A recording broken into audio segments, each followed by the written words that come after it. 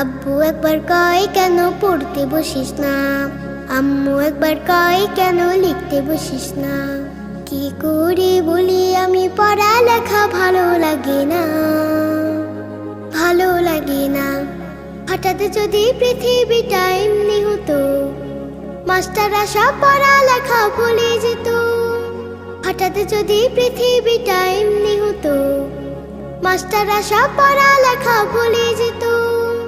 হতো যদি ঘূর্ণিঝড় উড়ে যেত স্কুল ঘর, হতো যদি ঘূর্ণিঝড় উড়ে যেত স্কুল ঘর। জুম্মা বাড়ি সিন্নি দিতাম মনের বাসনা, মনের বাসনা।